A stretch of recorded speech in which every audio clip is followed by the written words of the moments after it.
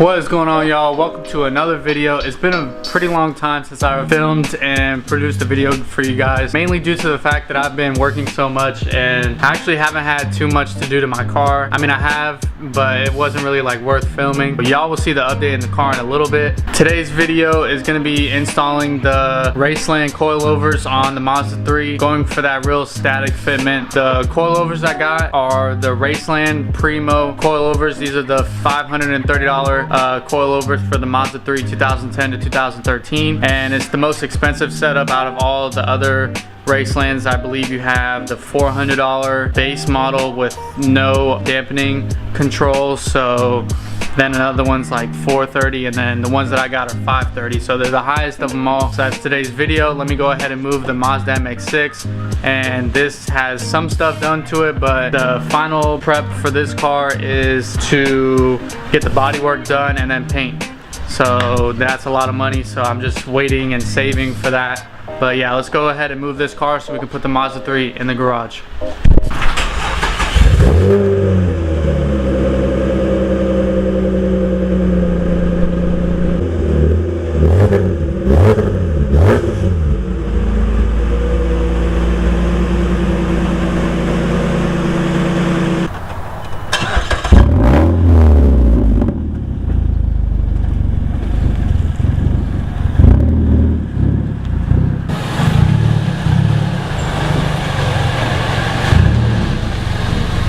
So as y'all probably noticed, the carbon fiber canards, it's kind of hard to see in here, but carbon fiber canards, red pinstripe along the lip, and I finally got the lip and front bumper painted a little bit, so the lip is nice and black.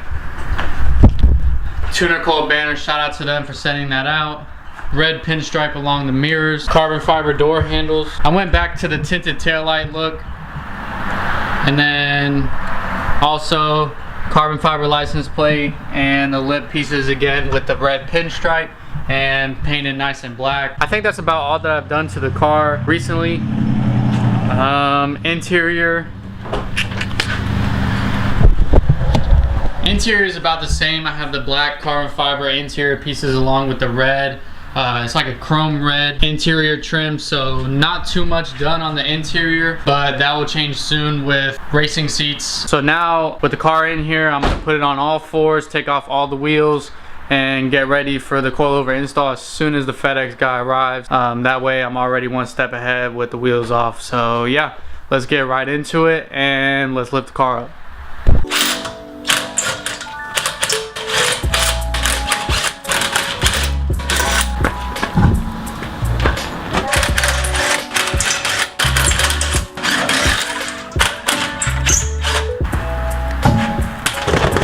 Alright, so now with all the wheels off, I'm going to WD-40 everything, every bolt that I have to take out. I want to put WD-40 on because it's probably very seized in there and it's going to be much easier to take off. So yeah, let's WD-40 everything.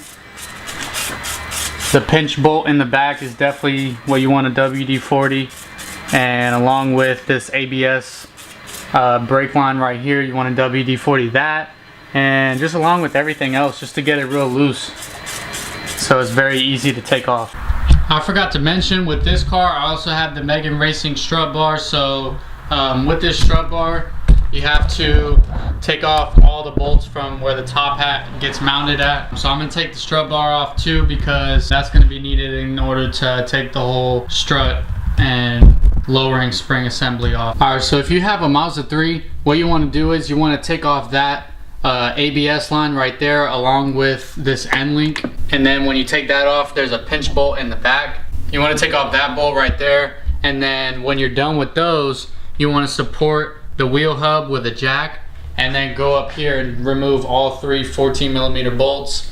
And for me, I have to take off my strut bar, and then what you have to do is hammer the hell out of this knuckle right here, and then the strut should just fall off. Alright, so this is the part where I was talking about hammering the shit out of the knuckle. So as you can see, like the hammer marks, you want to hit the knuckle right here and right here a bunch of times. I have a wood plank sitting against this end link and right here, and then I have the jack on it, so it's pushing the strut up while I hammer the knuckle, and in theory the wheel hub is supposed to go down as I hammer the knuckle while it keeps the strut up with that wood plank.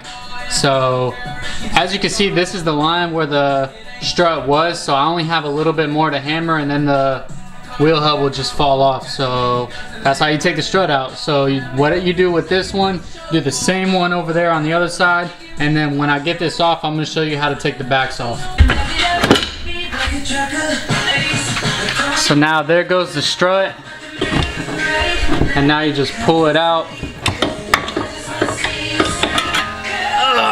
And there she goes. Alright, so the dogs are barking, so that means FedEx just dropped off the package. So see, I don't even have to have the garage open to see the guy deliver the package, because I got these two to let me know what's going on.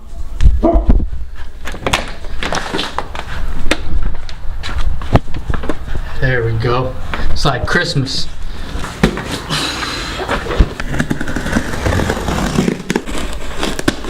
Alright, so a Raceland decal.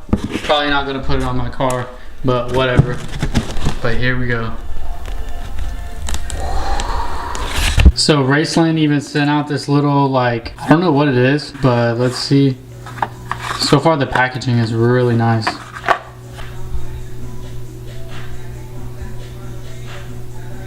Okay, so whatever the hell that means. So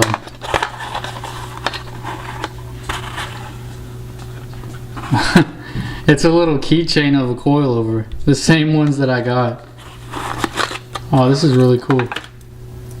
It's the same Raceland Primo coilovers that I got, but it's a keychain.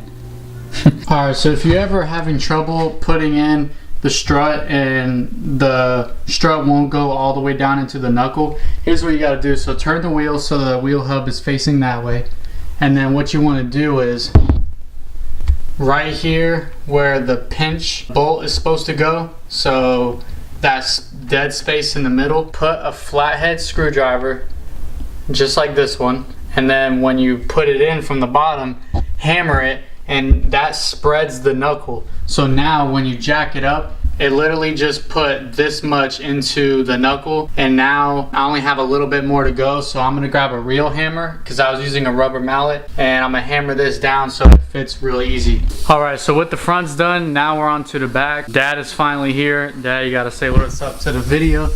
What's up? They got me working already. Leaving work and coming back here to work. Unbelievable. We're gonna reuse this top of the strut mount, and like we did in the front, so you take this off.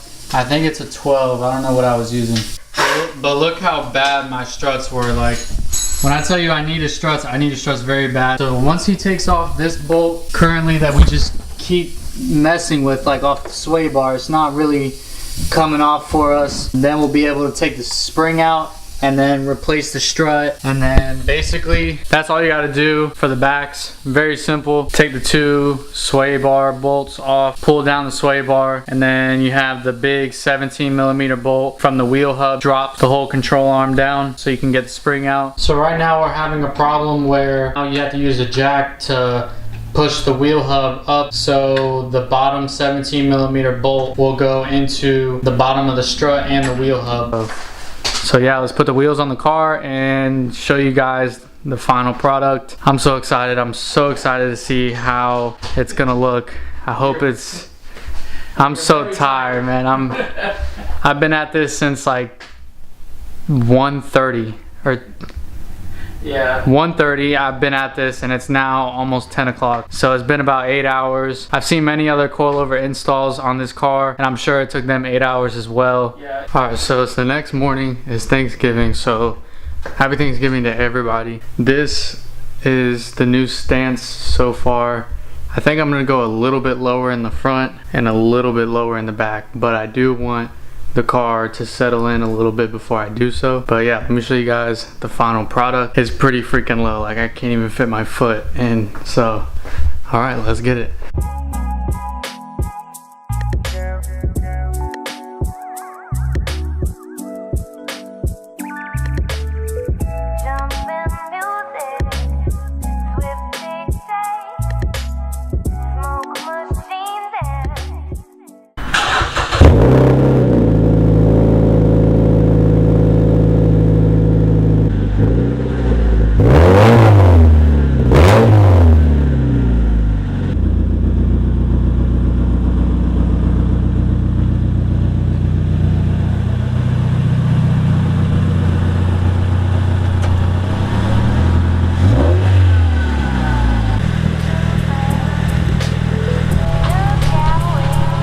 So that about wraps it up for today's video.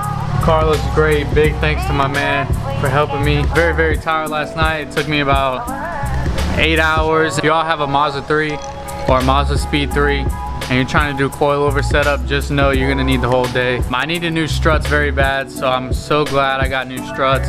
It's gonna perform so well. Definitely the coils are gonna settle in, and it's gonna be even lower than what it is, so I'm not worried about adjustments right now. So that about wraps it up. Make sure y'all go check out my IG. I have it linked right here, and all my social media links are down in the description box below. If y'all have not subscribed, make sure you smash that subscribe button. Like, comment, share it with your friends. Let me know what you guys think. I'm so pumped. Stay tuned for the next one. Peace.